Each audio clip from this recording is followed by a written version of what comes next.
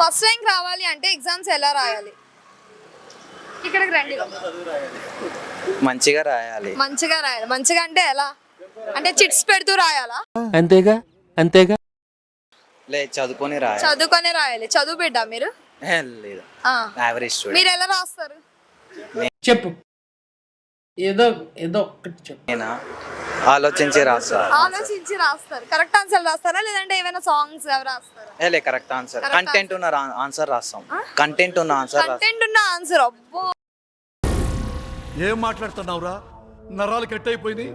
చదువు బిడ్డే అయితే కంటెంట్ ఉన్న ఆన్సర్ అంటే మాకు మంచి కంటెంట్ ఇవ్వాలి మరి ఇప్పుడు. ఇప్పుడా? సరే. ఓకే. ఎగ్జామ్స్ ఎలా రాస్తారు? ఫస్ట్ ర్యాంక్ రావాలి అంటే ఎలా రాయాలి? ఇట్రండి ఇట్రండి. ఎవరురా నువ్వు? ఇంత టాలెంటెడ్ ఉన్నావు. చెప్పండి. వైట్ షర్ట్ కొంచెం అక్కడ ఆగాలి. ఇక్కడికి వచ్చినప్పుడు చెప్పాలి మీరు ఆన్సర్లు.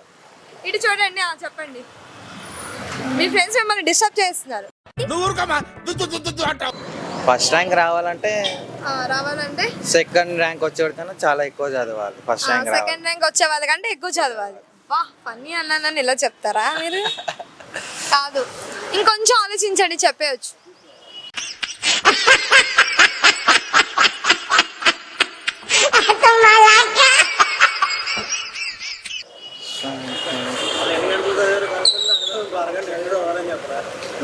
నైట్ అవుట్ చేయాలి. నైట్ అవుట్ చేయాలి.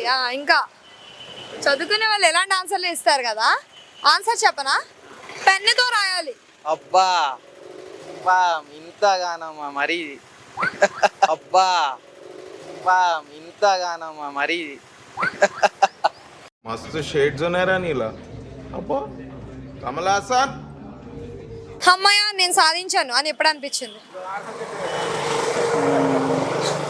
మా పేరెంట్స్ నన్ను సక్సెస్ చూసినప్పుడు అమ్మయ్య నేను చేసేసాను, నేను సాధించాను నేను సాధించాను. అవునా, నిజమా? ఇంకెలాంటి టైంలో?